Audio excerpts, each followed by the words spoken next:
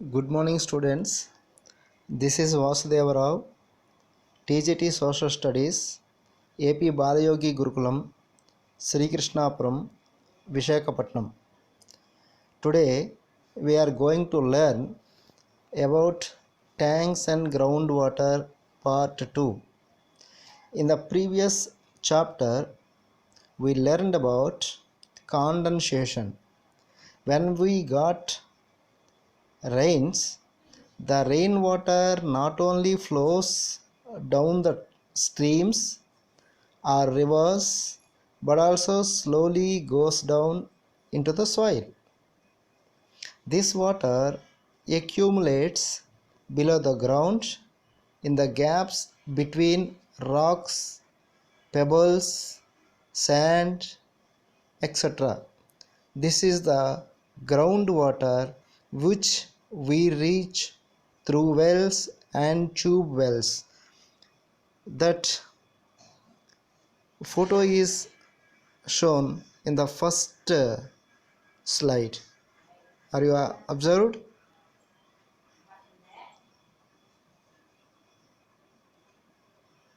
Now we will discuss about types of rocks.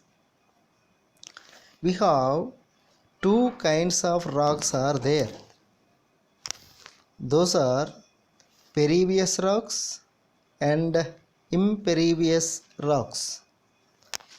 Pervious rocks, rocks which have cracks or pores in them can contain water are called pervious rocks. For example, in Prakasham district we have seen sandstones. Those are the pervious rocks.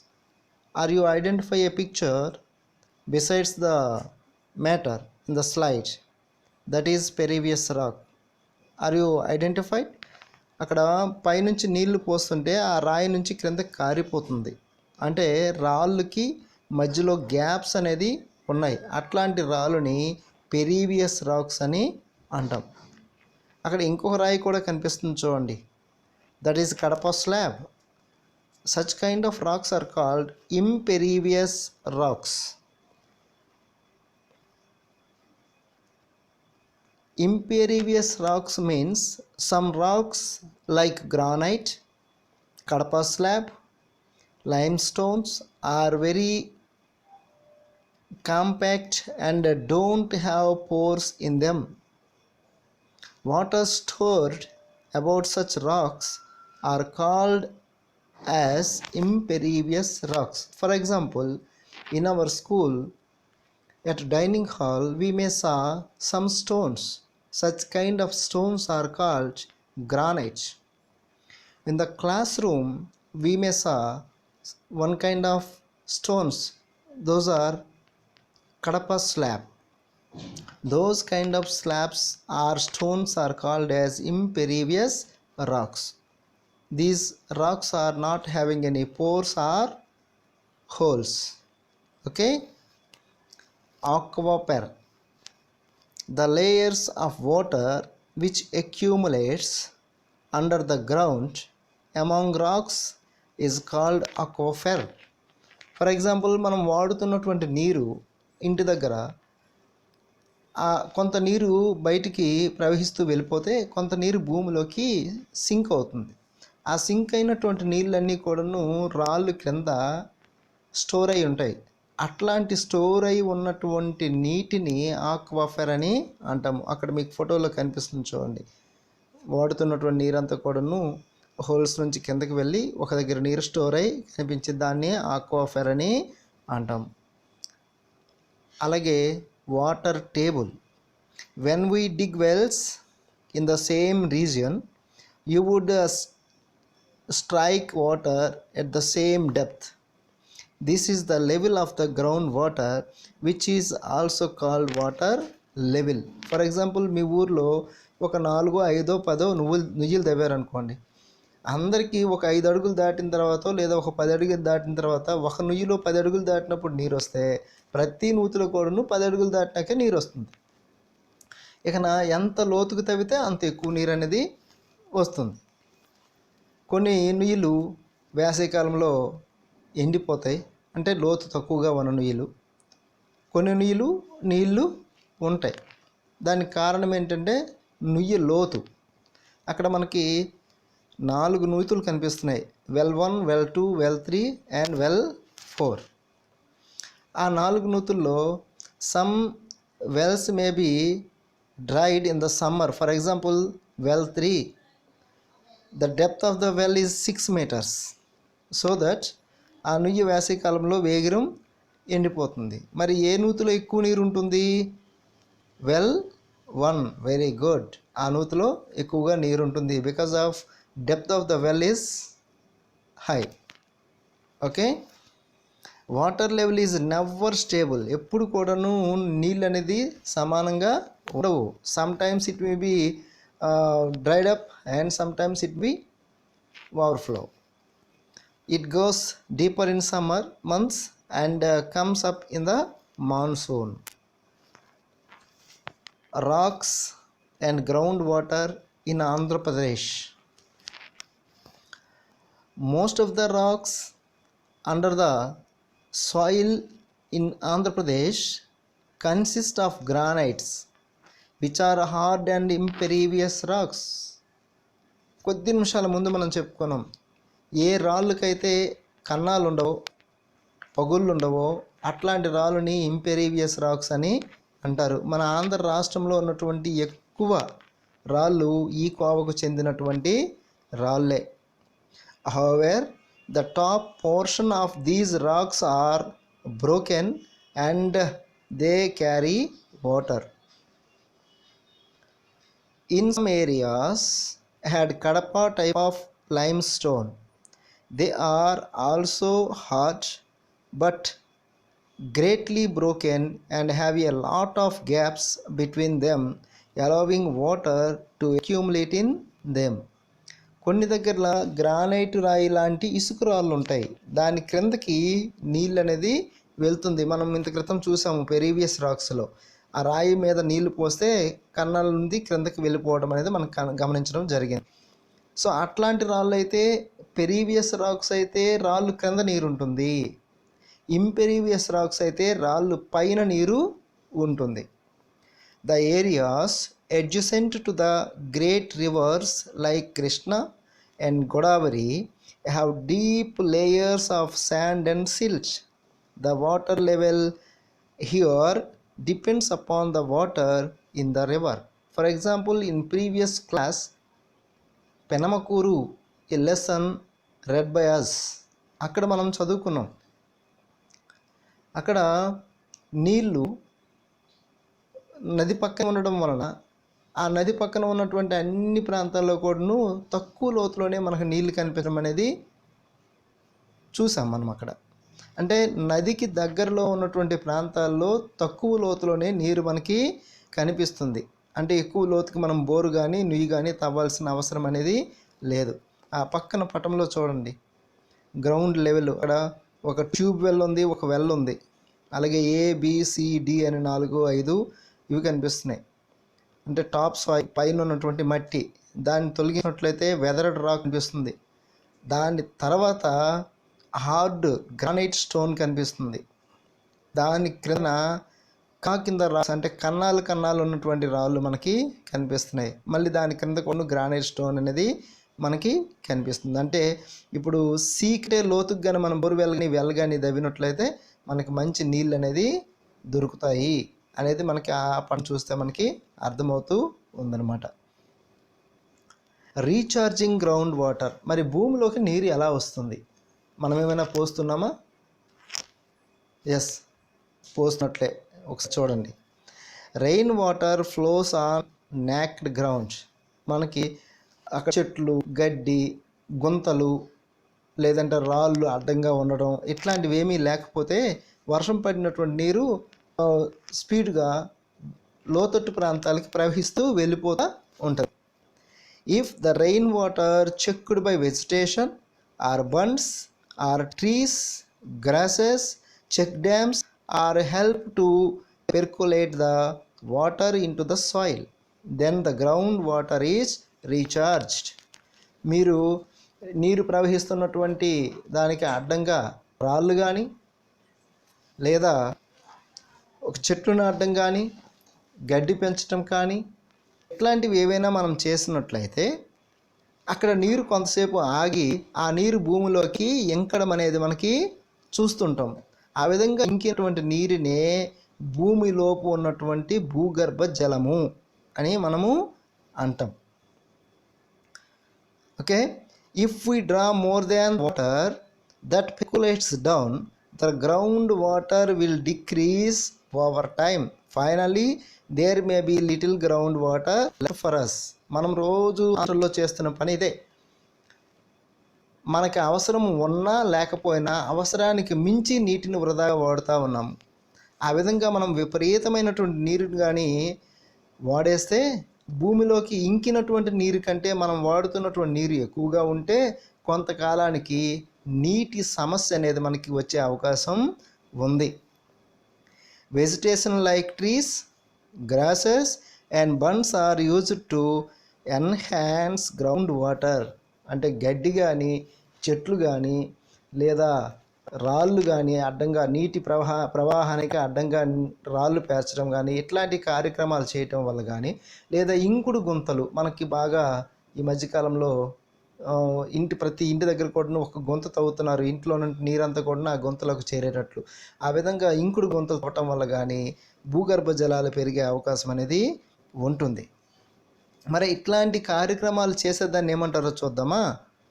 Harvest rain water by construct dams, plantation, grasses, small bunds are built across streams are called watershed development project. All these helps to increase or recharge ground water. మనకు ఆ పక్కన చూడండి ground water recharge అని కనిపిస్తుంది. చెట్లు నాటినట్లయితే మనకి 3 రకాల డబ్ల్యూలు ఉంటాయి. అంటే వెట్ ల్యాండ్, వాటర్ ల్యాండ్, అలాగే వేస్ట్ ల్యాండ్. అంటే ఇప్పుడు చెట్లు ఉన్నాయనుకోండి, చెట్లు మీద వర్షం పడినట్లయితే ఆ చెట్టు ఆకుల పైన ఉన్నటువంటి నీరు భూపైన అప్పుడు పడుతూ ఉంటుంది. కాబట్టి చెట్టు క్రింద ఉన్నటువంటి ప్రాంతంలో ఎక్కువ కాలం తడిగా ఉంటుంది. కాబట్టి అక్కడ భూగర్భ జలాల సంఖ్య ఎక్కువగా ఉంటుందన్నమాట. అలాగే మనం ఇంటి దగ్గర చుట్టూ ఉన్నటువంటి ప్రాంతంలో గొచ్చేస్తుంటాం. అలా గొచ్చేసినట్లయితే నీరు భూమిలోకి ఇంకదు. కాబట్టి వేస్ట్ ల్యాండ్ అనేది ఉంచాలి. అంటే భూమిలోకి నీరు ఇంకినటువంటి ప్రాంతాలని మనము ఉంచాలి. అలాగే వెట్ ల్యాండ్, తడిగా ఉన్నటువంటి ప్రాంతాలు. సో ఈ విధంగా 3 రకాలైనటువంటి డబ్ల్యూలు ఉన్నట్లయితే భూమిలోకి నీరు ఎక్కువగా ఇంకుతుందన్నమాట. ఆ విధంగా భూమిలోకి నీరు ఎక్కువగా ఇంకినట్లయితే మనకి భూగర్భ జలాలు సంఖ్య బాగా పెరిగి భవిష్యత్తులో మనకు ఉపయోగపడడానికి అవకాశం అనేది ఉంటుంది. ఓకే, అక్కడ వాటర్ షెడ్ డెవలప్మెంట్ ప్రాజెక్టు ఏ కార్యక్రమాల ద్వారా చేయొచ్చో చూడండి. అక్కడ ఒకటి చెక్ డ్యామ్స్, పైన మనకు కనిపిస్తున్నటువంటి ఫోటో చెక్ డ్యామ్స్ అంటే నీరు ప్రవాహానికి అడ్డంగా చిన్న గట్టు కట్టడం. ఆ విధంగా కొంత నీటిని అక్కడ ఆగేటట్లు చేసినట్లయితే ఆ నీరు భూమిలోకి ఇంకడానికి అవకాశం ఉంటుంది. దాన్ని చెక్ డ్యామ్స్ అంటారు. ఆ రెండోది చెట్లు నాటడం లేదా గడ్డిని పెంచడం. మూడోది చూడండి. రెండోది చెట్లు నాటడం వల్ల భూమిలోకి నీరు ఇంకుతుందని చెప్తున్నాం. అలాగే మూడో దాన్ని చూడండి, నది ప్రవహిస్తుంది. నది పక్కన ఉన్నటువంటి గడ్డి అలా పెరిగి ఉండడం వల్ల ఆ గడ్డి ద్వారా విపరీతంగా నీరు భూమిలోకి ఇంకడానికి అవకాశం అనేది ఉంటుందన్నమాట. అలాగే మీ ఇంటి దగ్గర ఉన్నటువంటి ఇంకుడు గుంతలు, నాలుగోది రీఛార్జ్ పిట్స్ అని ఇచ్చాడు చూడండి. అక్కడ గుంతలు, ఇంకుడు గుంతలు దావటం వల్ల కూడా మీరు ఇంటి దగ్గర వాడినటువంటి వేస్ట్ నీరంతా కూడా నా గుంతలోకి వెళ్ళడం వల్ల ఆ నీరంతా కూడా భూమిలోకి ఇంకుతుంది. ఆ విధంగా ఇంకటం వల్ల అదే నీటిని మళ్ళీ మనం ఫ్రెష్ వాటర్గా పొందే అవకాశం అనేది ఉంటుంది. వీటిని ఈ విధమైనటువంటి కార్యక్రమాలు చేయటాన్నే వాటర్ షెడ్ డెవలప్మెంట్ ప్రాజెక్ట్స్ అని అంటాం. ఓకే,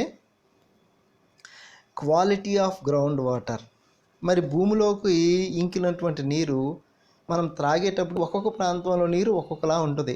కొన్ని ప్రాంతాల్లో ఉప్పుగా ఉందంటాం, చాలా బాగుందిరా నీరు, చాలా తీయగా ఉంది సార్ అని కొంతమంది చెప్తుంటారు. మరి ఆ విధంగా ఒక ప్రాంతంలో నీరు ఒక్కోలా ఉండడానికి గల కారణం ఏంటి అంటే ground water is usually mixed with many minerals. Sometimes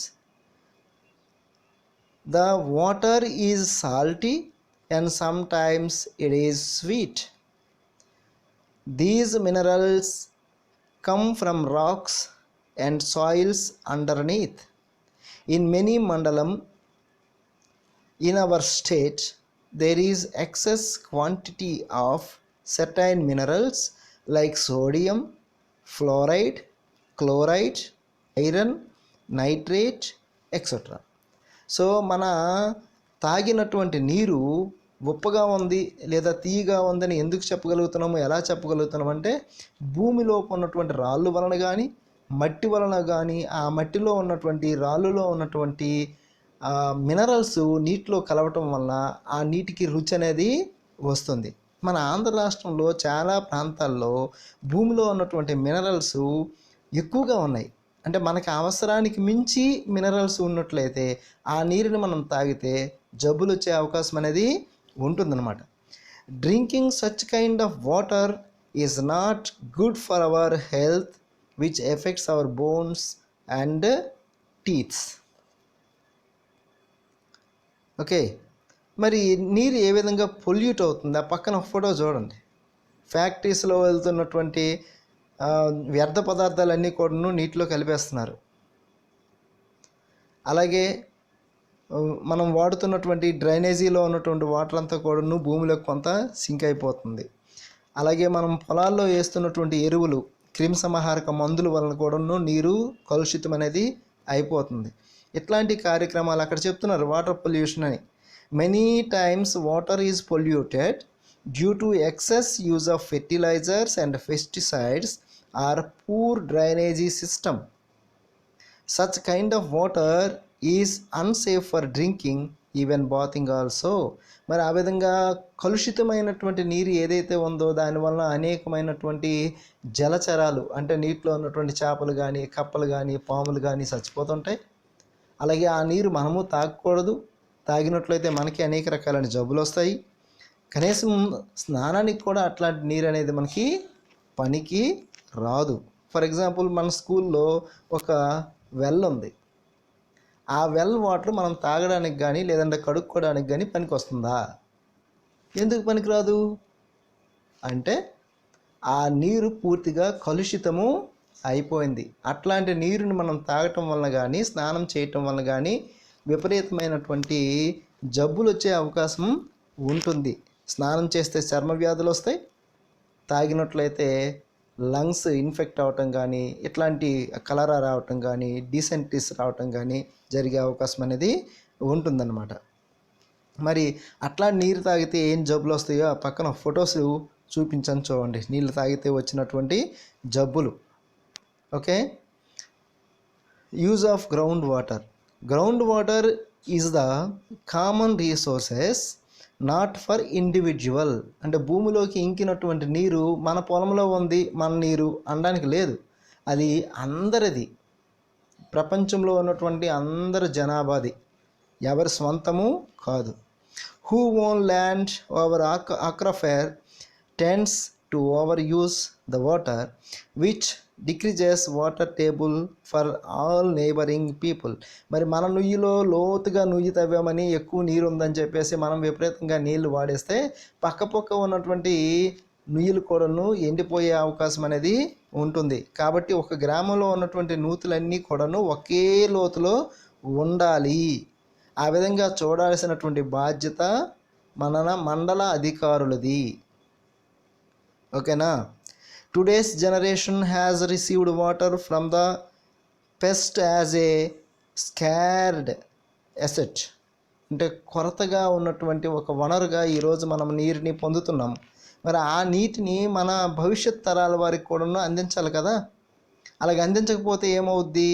we should give it to the future generation just as a we received. మనం ఏ విధంగా అయితే పొందుతున్నామో అలాగే ఇవ్వాలి. లేకపోతే వాళ్ళ నీళ్ళ కోసం తన్నుకొని కొట్టుకొని చచ్చిపోయే రోజులు అనేది వస్తాయి. అక్కడ చూడండి, కలుషితమైన నీరు తాగడం వల్ల కాళ్ళు వంకరలు అయిపోయినటువంటి పిల్లలు ముగ్గురు కనిపిస్తున్నారు మనకి.